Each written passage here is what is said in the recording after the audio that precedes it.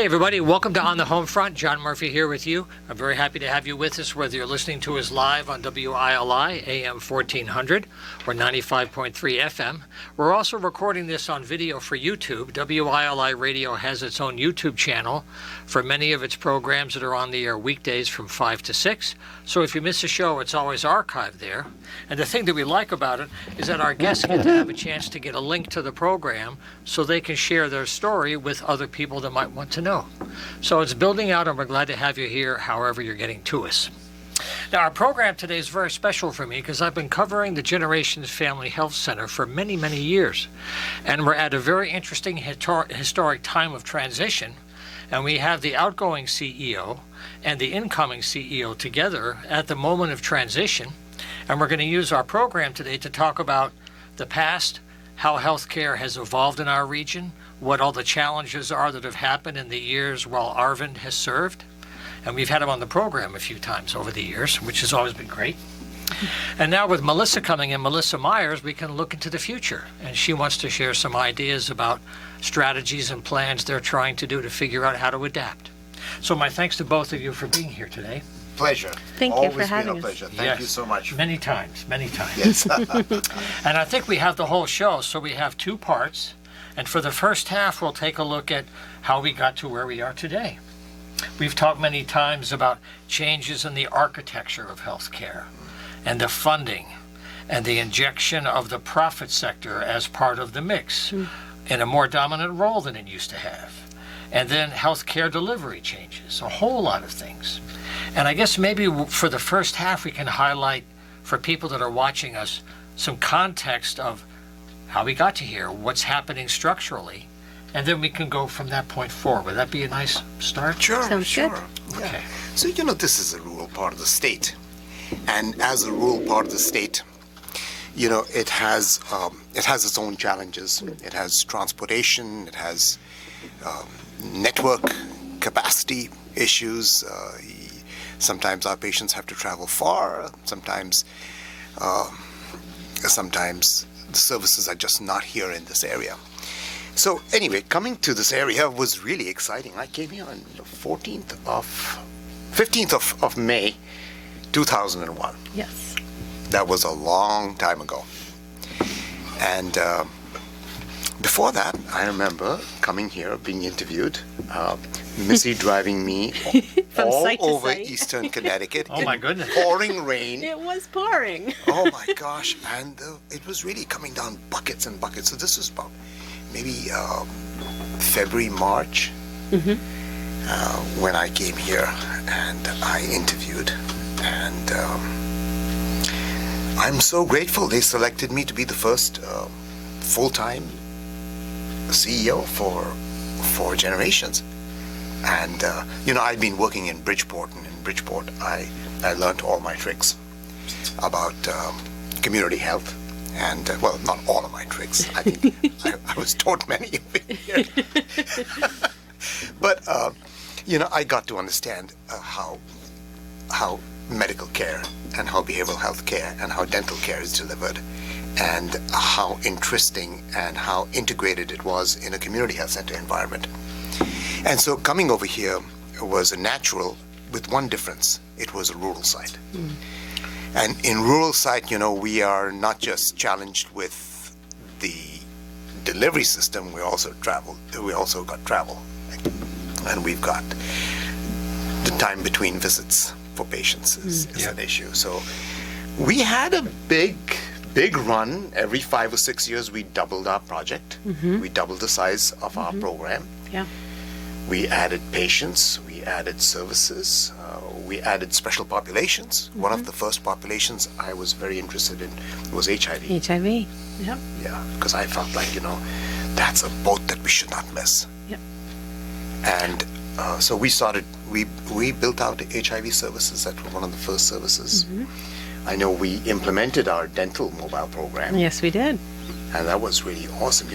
That dental van, I'm so impressed. 20 years on the road. 20 years now. And now it's 48 locations in its first year. Yeah. 48 different locations served like 44,000 patients. 4,000 kids. Yeah.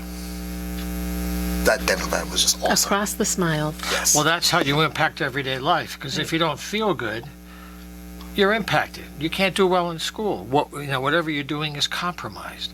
And if you don't have easy access, if mass transit is very limited, and you don't have your own, that's a quality of life issue.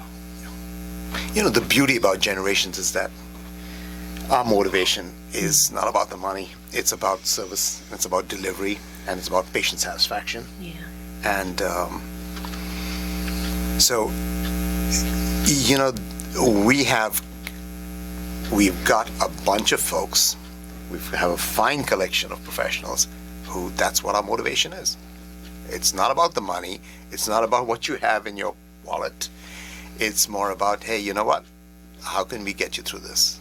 What do we need to really get you involved in your self-management? Because you should be driving the bus. We can only just provide you with good, science and hopefully, some positive outcomes for you. You've got to drive the bus. You've got to go and take your medicine. You've got to self-manage. You've got to quit your smoking, your doping, your drinking, your drugging, your beating, your looting, your shooting, whatever you're doing that's bad. Okay, you've got to stop doing that. Sounds kind of Hollywood to me.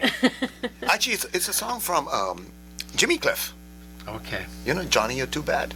Oh, Johnny Too Bad. Johnny, too bad. Yeah, I guess With so. a pistol in your hand. Where are you going to run to? Well, something else about Generations that was very special when it happened was bringing in Spanish language physicians. We have a very large, diverse, growing Hispanic Latino community.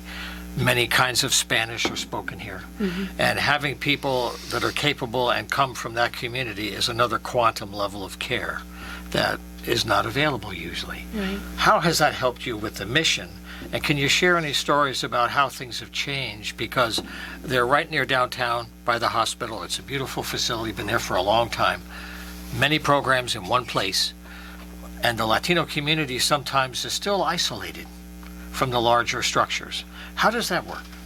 So, I have a feeling that, language is really important. In fact, there's nothing more beautiful than hearing your language being spoken to you. But there is a universal language, and that's the language of compassion. Every patient knows that. Patients respond greatly with that. Even people who are delivering care, they when they've got that magic going on, and there's compassion, and there's that's where I think healing can begin. But language is a big issue. I think everybody has the ability to self-manage. They may have different science, but they have the same abilities to self-manage, and we have to really find ways of being able to communicate and get to that. And I think the language of compassion, the language of our mission, is something which is fluent, and it really cuts across a lot of barriers. We've managed to bring technology in. Missy, you've done a lot of that stuff. Yeah, we have software now. We're fortunate. Right now, we have bilingual, Spanish-speaking healthcare professionals in all three of our disciplines, medical, dental, and behavioral health. Right. So a patient can book with someone who speaks Spanish. So that's at least a start. But we also have software so that we can provide translation with many different languages for folks, whether they're in person or on telehealth. And then we also have community health workers who go out and do outreach in the community who speak Spanish and can connect to people regardless of where they are. That language barrier isn't there. And so they can connect with people about their needs and get them hooked up with care. I think hiring from the community is like Absolutely. a total natural. You've got the real medicine right there. They're going to church and we're serving them, at the same time. And so, that kind of hiring from the community is there in all the community health centers. There's 17 of them in the state. And there's actually 1,200 of them in the country.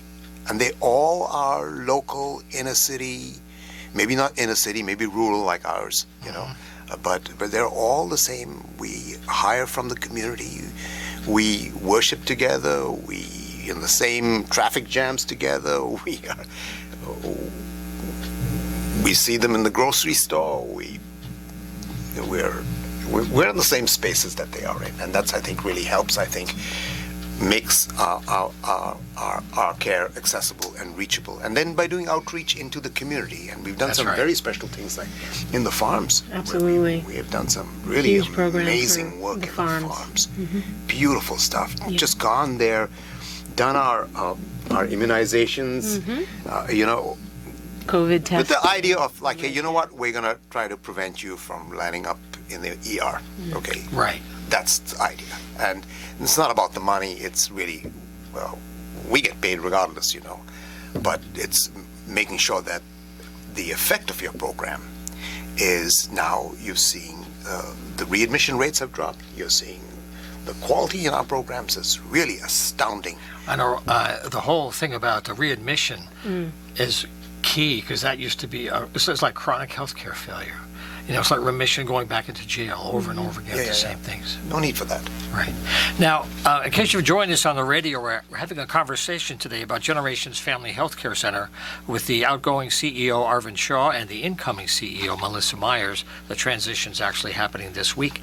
But in the 20 years or so that you've been riding shotgun, as it were, what are some of the biggest changes in revenue sharing or sources of revenue, or how you manage your expenses with other entities you must work with in terms of that? Not to lose us in the accounting details, but the flow of resources and what's gone up or what's gone down or what's changed. Well, you know, healthcare is really demanding. We've had HIPAA. You know, HIPAA was a huge program that required implementation. It made it tremendously more expensive. We put electronic medical records in there. We've done telehealth. You know, the governor Built new buildings with funding that we but creatively found. But I think revenue-wise, that's changed is the Affordable Care Act. There's more people insured. We used to have a much higher rate of people that were uninsured coming in. And now Stressing it's- the safety net, that's right. Exactly. And so strengthening that safety net, and that allows people to access care much more easily, whether it's at our health center or specialty diagnostics labs. That was probably one of the biggest game changers for us over time. people tend to look at Obamacare and they think of it in monolithic ways of just it providing better insurance and more insurance opportunities for folks. But actually, you know that building that you see on Valley and Main Street, that is $5 million of Obamacare money in there. $5 million out of that 13 million that came from Obamacare. People don't realize that the Obamacare program was involved in huge supply side changes because you can have as much insurance as you want, but sometimes the insurance isn't worth the paper it's printed on, because when you go and you try to use it, they tell you, well, it doesn't work on a day which ends with a Y, or there's a no-fly thing, or you can't get these drugs on this, and you can only get it from over here, and this is out of pocket, and this is your copay, and this is your deductible, and there's all kinds of malarkey that goes along with those kinds of things. I think we have to make our care very much more simple and very much more straightforward. And I think by taking out the insurance companies and putting them on the side of the road where they rightfully belong, and keeping all of our care under one roof and integrated like that, where we look at people and not as, as revenue sources and not as loss leaders or whatever, and look at their disease and take it from that point. I think we've got a much better shot of being able to turn stuff around for patients when we deal with them like that. And I think we're run by a community board, which is made up of patients, and they have done a tremendous job insofar as learning about the systems that they have to learn about, implementing the systems that we've had to come about. I mean, Missy built 2 buildings at the same time. It's crazy times. But this is the time we had. The Obamacare was a very, very important time for us. Yeah. And, it really helped. It helped us because until then we hadn't reached that therapeutic zone where the volume really justified the kind of expenses we were. And so we were a little bit underwater all the time. But once we built our buildings and we created our footprint, the economics of it totally changed. And the economics meant that, we could see all the folks on our sliding fee scale without thinking of how do we sell our kidneys, we could understand the folks on the safety net and not worry about, hey, how are we going to meet payroll? And so far, touch wood, Yeah. we've met payroll. Well, and it made things easier for our patients because prior to the new building that's over down the street, we were in 3 separate buildings. We had different services in different buildings, and that's not easy for anyone, staff or patients. Either way. A lot of back And forth, so putting it all in one spot and having your care coordinators and your outreach people that could wrap their arms around the patients and approach it in a holistic way, I mean, that's just, you can't get better than that. That's the mission. And to treat the person as the whole person, as Arvind said, and be able to tend to all of their needs in one visit, as opposed to, we're going to send you over there, and we're going to send you over there. And we even brought in quests so they could get their lab work in the building and over time. Saves a and, lot of time. and make sure that the blood work actually happens, because there's a lot of challenges, especially if you don't have transportation. So, just trying to make things easier for patients. Yeah. And there are programs and the implementation of programs, and not just the things that we will be able to do to lower the barriers for care, but it's also enhancing those services. Added value. Yeah. Bringing in specialty practices. Yeah. And I think, I wish I could figure out my insurance program. But we have folks who do that for patients, who can interpret Obamacare, the various styles of Obamacare, the gold plan, the silver plan, the bronze plan. Yeah, there are many options. There are many, many things. And, it takes a little bit of time and effort, but I think once people begin to understand how it works, etc., they become better consumers. And then they also understand the importance of keeping healthy and, staying on the right side of their medicines. Okay, we're going to take a short break for a couple of messages and come back and continue our chat looking at Generations Family Healthcare. There's an article in the Connecticut Mirror today called "The Legislature Must Act to Prevent Healthcare Deserts." It's from somebody who's involved in Wyndham United to Save Our Healthcare, a coalition. Her name is Brenda Bookbinder. And she's talking about Wyndham Hospital, Sharon Hospital, Johnson Memorial, and Day Kimball are calling out for measures to stop closures and health inequities. And this is kind of the growing environment that Generations is functioning in moving forward. And that's where we're going to go right after the break. Stay with us. Okay, we're back live here on the Homefront. We're very happy to have you with us. Our focus this week is on health care in Eastern Connecticut, especially concerning the Generations Family Health Center. And we have the outgoing CEO with us today, Arvind Shaw, as well as the incoming CEO, Melissa Myers. And we're looking now kind of moving forward from, as opposed to some of the roots of the healthcare system that Generations emerged from. Now we're saying in our new environment post-COVID, how do we navigate? And that, I guess, is a good point you raised, is how you integrate your service delivery with other areas of health to coordinate and help patients find what they need. Right. Yeah. So that's such a priority for us because we know our patients face a lot of challenges, whether it's a lack of insurance or it's a language barrier or transportation issues. There are so many things that can get in the way of healthcare. And whether it's the patient's priorities or the healthcare provider's priorities, something can get in the way that makes that system hard to navigate.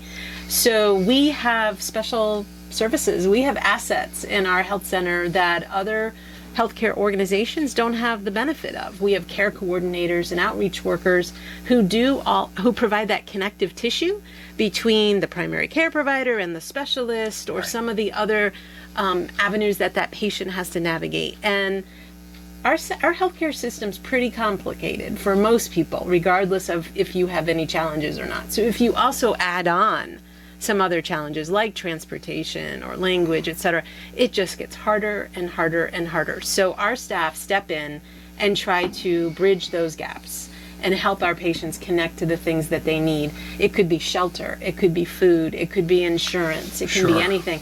And we connect with our local resources, our hospitals, our specialty partners, labs, pharmacies. We have great medication programs with the pharmacies as far as access. So we really spend a lot of time and energy on those relationships And you typically have WRCC in here with you, one of our great partners, especially in HIV care. Yeah. We have so many great community partners that we work with every hour of every day to meet these needs for our patients. So really, the system is difficult to navigate, but if you've got a healthcare provider who's going to step in and help you navigate that, then take that help, because you can't get it everywhere. And at Generations, it's what makes us special. But also, we put a lot of energy into it. We put financial resources into it. I want to mention we have a patient assistance fund. And it's not a lot of money, but it's cash that we put aside to pay for things for patients that aren't covered by insurance or whatnot, but they're health related. Our staff put their own money into that to help our patients. Could you give some examples of the see that kind of everywhere. things that fall through the Sure. cracks? There's a child with special health care needs, a family that we worked with in the last couple of months, who needed physical therapy. Family couldn't get there. So an alternative was we paid for swimming lessons and swimmies so that the child could go. Because that was the only physical therapy that family could get to, is if we paid for that and they got to go. Right. I mean, who does that? You know, but a community health center does that, because we make sure that we're creative. We have staff who can whip up magic that you just wouldn't believe in terms of helping our patients.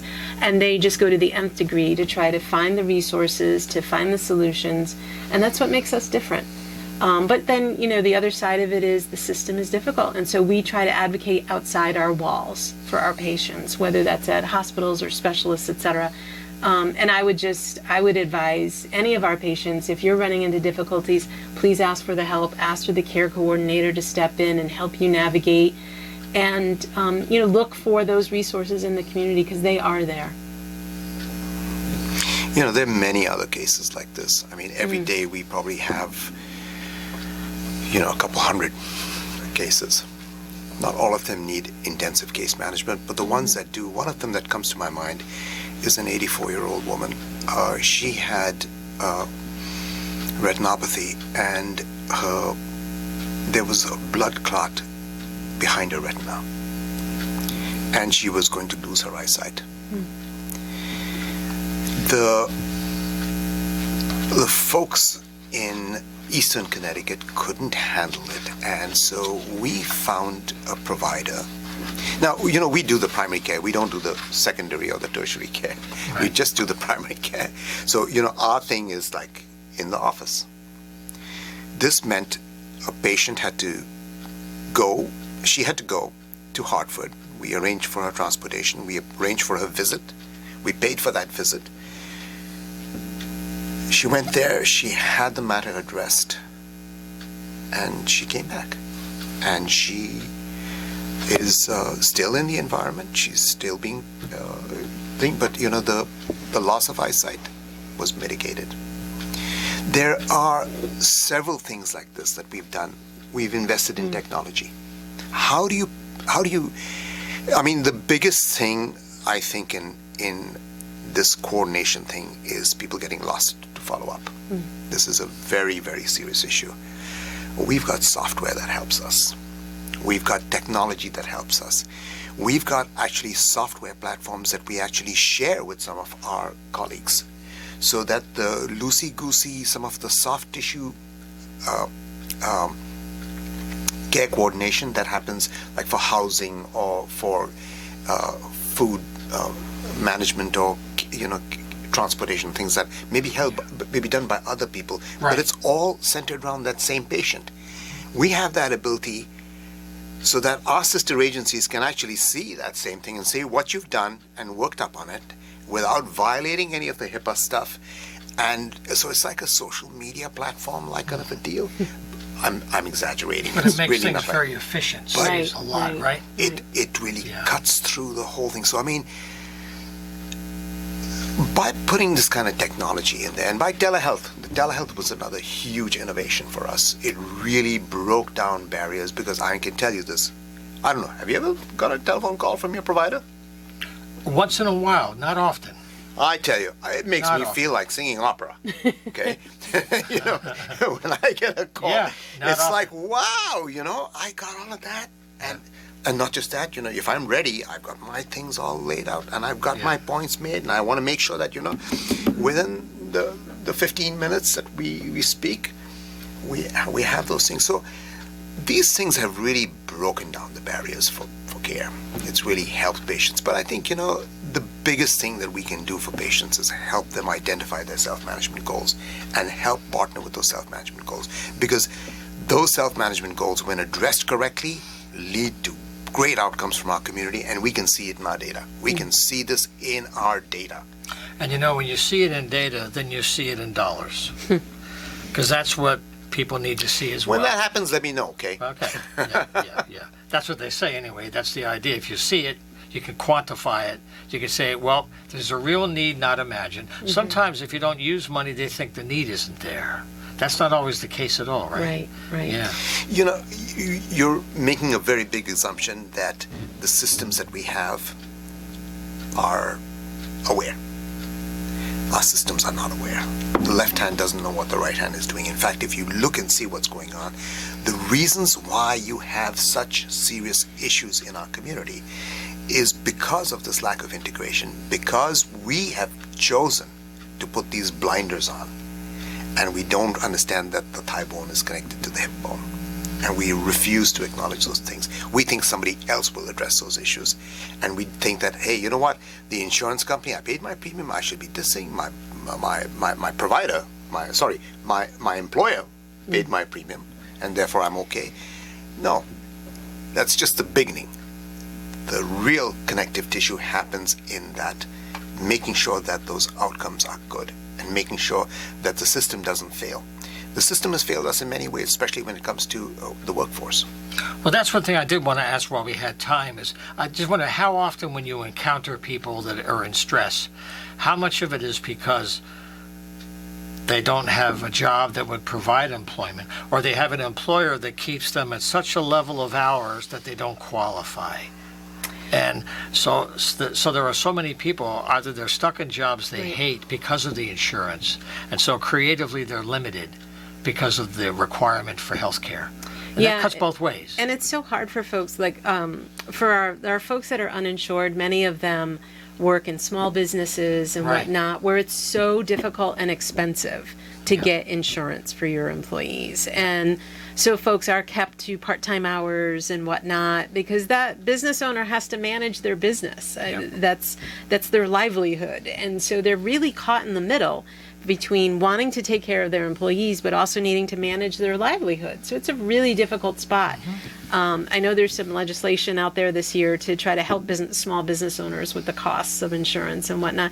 That's the way it needs to go. If you truly want a workforce that is healthy and able to work, well, then you need to ensure the healthcare infrastructure. And part of that is to make sure that small business owners, which are the largest a group across the country as far as employing people, and they're the backbone of our commercialism, then you need to make it easier for them. They need to be able to insure their employees or make sure they have access to health care. We talk to a lot of small businesses about their employees coming to us to use our sliding fee scale and whatnot and help them apply to insurance because it's just so difficult for them to afford it as a small business owner.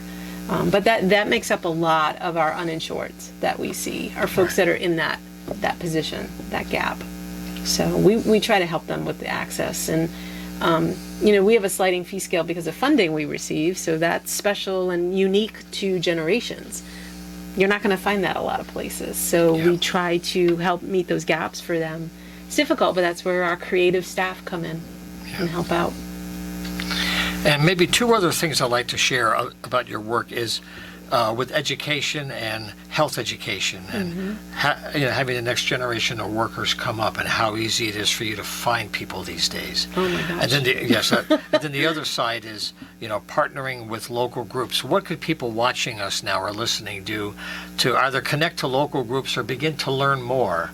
They know they need more. Local news is very limited these days, so a lot of information that we're chatting about, is not widely available, or you have to be searching on your own. Where could people go to become better informed? And then, the role for students, academic programs. Eastern has a whole thing happening with their nursing program. Yes, they do. That's a real change in that school, where they're doing a lot with health sciences, and now nursing is coming there. So could you share, in those two areas? Yeah, we're really excited about the nursing programs. There's a couple of local colleges that are getting into that. I can't reveal all the names yet because they haven't announced, but we're very excited about Eastern's because we're right down the street from Eastern. And, That's right. And we do so much work with Eastern already. I'm an alumni of Eastern. I'm on their Business Advisory Council, and I've taught there. It's a great relationship. We take students from there all the time so they can come and shadow and do internships and whatnot. It's a great relationship. We're really looking forward to the nursing program, letting them come and do clinical rotations in our health center. That's the wave of the future, because nursing schools in the last few years started to shut down. That's right. They lost students and then they shut down, and so there's just a desert of available nursing, and COVID unfortunately had major impact on the availability of nursing. They faced challenges most of us didn't. Our nurses across the country. And so in Eastern Connecticut, it's truly been a big gap as far as trying to hire nurses. We've been very fortunate. We've brought in some RNs over the last year and a half. We've really expanded that role. A big focus for them is that health education, because that's what you need for chronic disease management and to stay on the prevention side of healthcare. So you don't have to end up in the emergency department and whatnot. So we really want to put a focus on the nurses and what they're able to provide our patients with education and disease management and whatnot. That's definitely one of the things for the future that we want to expand on in many ways.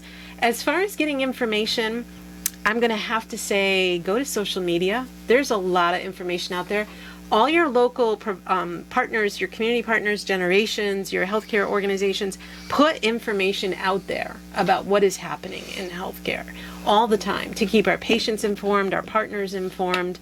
We put some things on our website, we all do, but social media is that current, this is what's happening right now.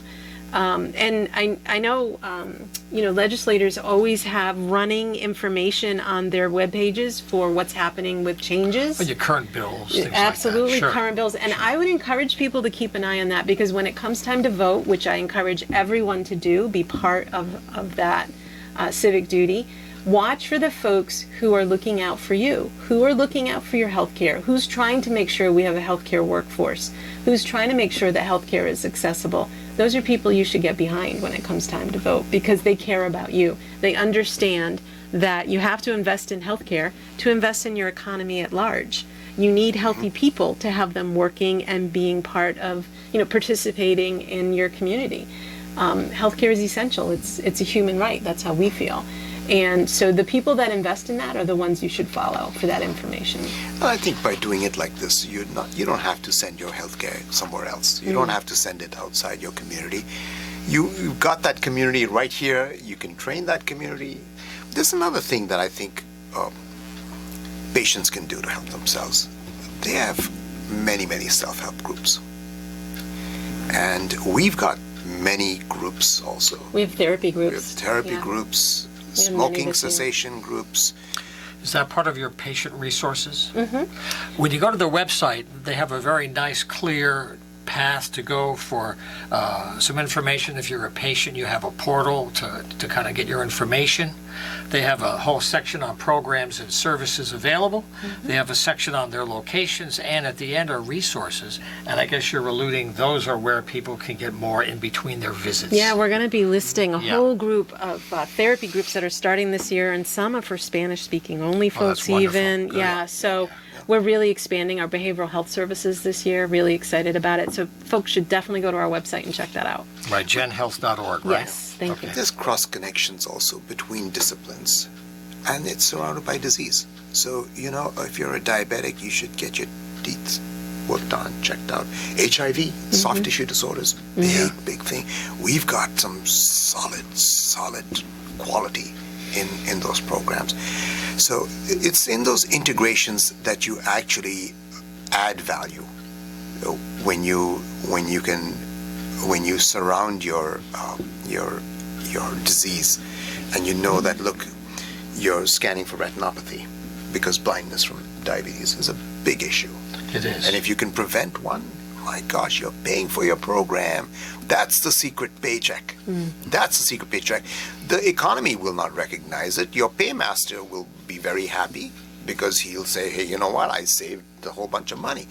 But I think these are the hidden things that somehow haven't reached the economic stage of being quantified.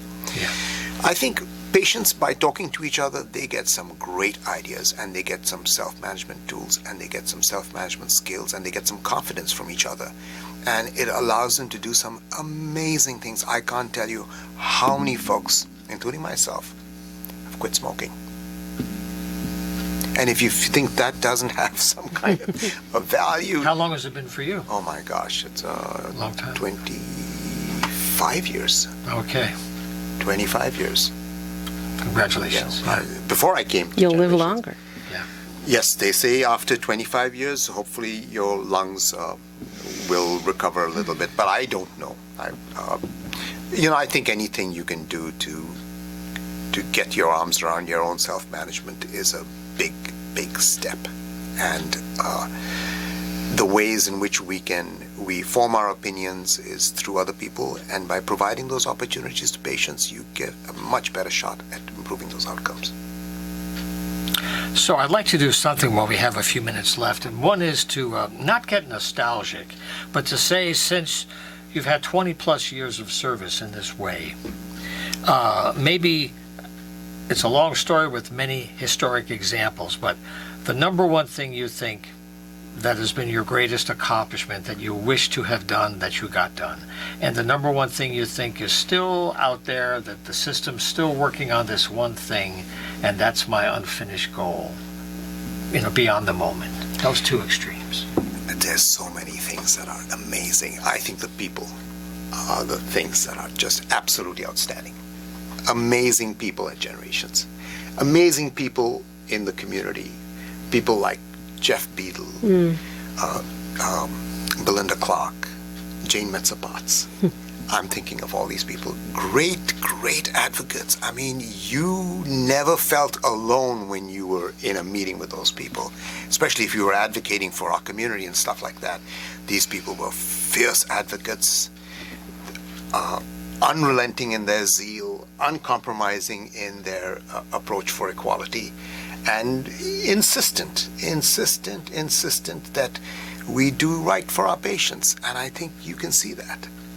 I think that's what I really, and the board, what a wonderful board. They have put up with my antics, and they have agreed to do the most amazing things, and collectively we have achieved some things that you would never have dreamed about.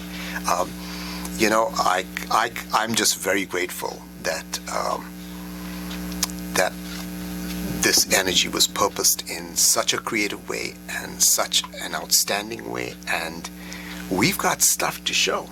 We've got great stories to show. We've got patients to talk about, and not just that. I think we have also affirmations. We have a bunch of. This is a love fest. I can feel the buzz. I can't help it when I look at my team of people, and we had a good time. It's not just the folks who sit, in decision-making places.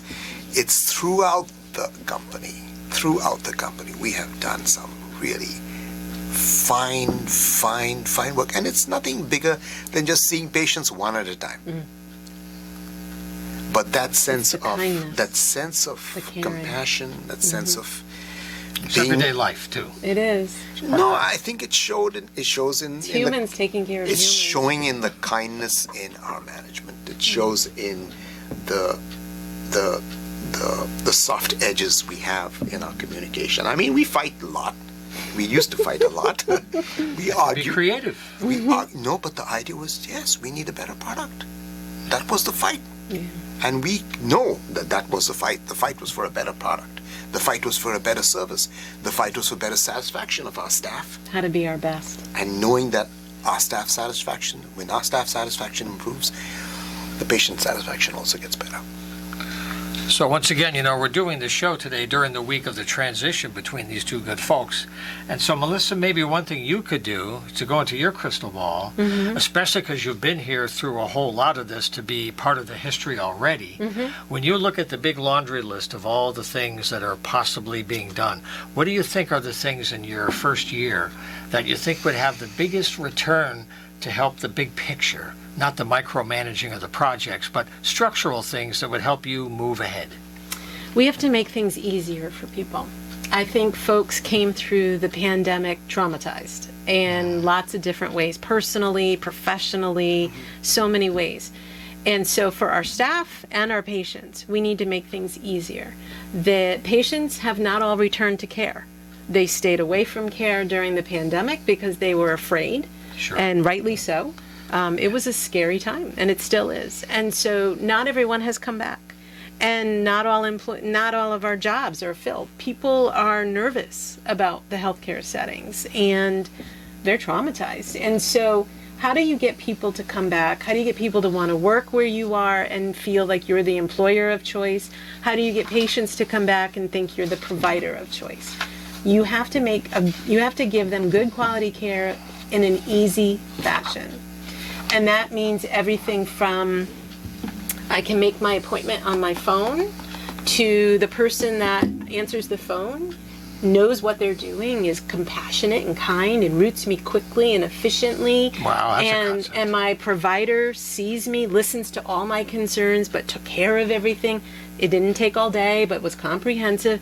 And that you bring services to people. That's the other thing. We're going to be launching a new mobile unit later this year.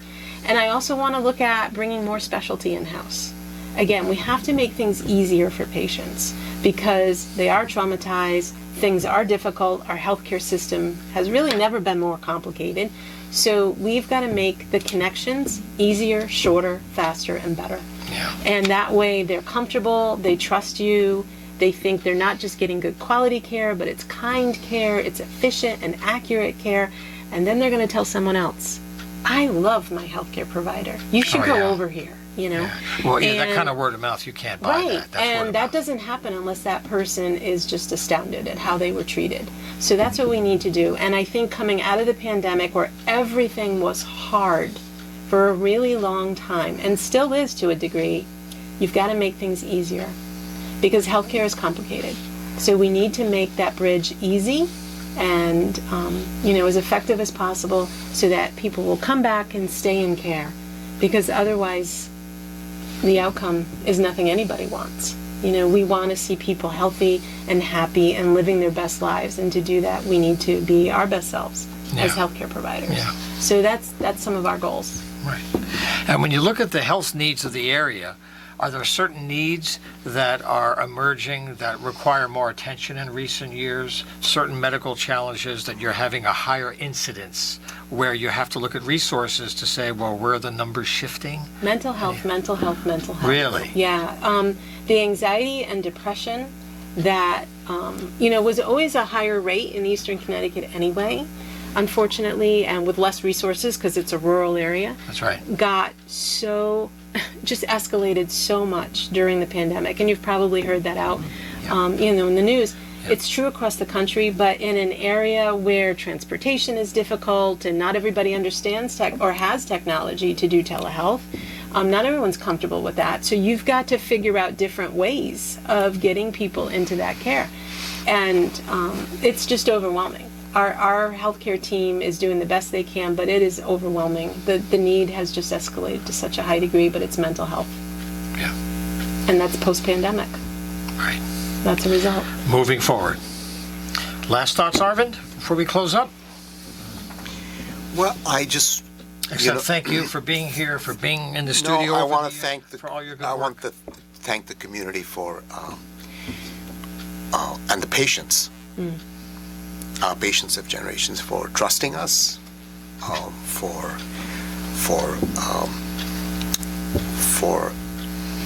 allowing our programs to thrive, for putting their faith in our providers, in our leadership, and for investing in public health.